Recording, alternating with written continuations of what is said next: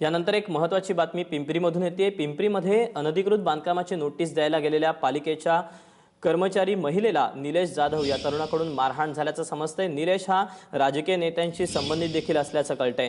पिंपरीमधली अतिशय धक्कादायक अशी ही घटना। पिंपरीमध्ये एका अनधिकृत बांधकामाची नोटीस द्यायला गेलेल्या महापालिकेच्या कर्मचारी महिलेला निलेश जाधव नामक तरुणानं मारहाण केल्याचं कळतंय।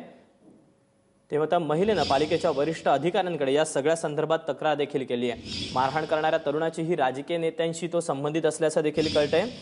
नाझीम मुल्ला आमचा प्रतिनिधी आपल्यासोबत आहे। नाझीम, हा निलेश नेमका कोण आहे आणि आता त्याच्यावर काय कारवाई होणार आहे? निलेश हा राजकीय नेत्याशी संबंधित असल्याचा आरोप जे आहे ते ती संबंधित महिला करते।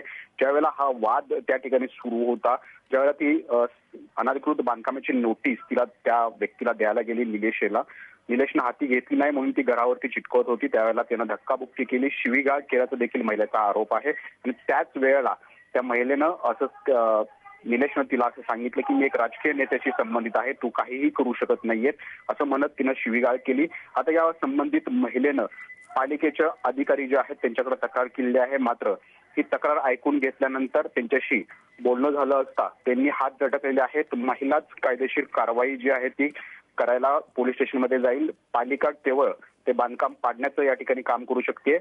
आणि याच पवित्र्यामुळे आता सर्व कर्मचाऱ्यांनी जे आहे ते बंदचा इशारा या ठिकाणी दिलेला आहे। सर्व काम बंद करून जोपर्यंत गुन्हा दाखल केला जात नाही तोपर्यंत काम बंद राहील असा इशारा जो आहे, अशी भूमिका जी आहे ती सर्व कर्मचाऱ्यांनी घेतलेली आहे।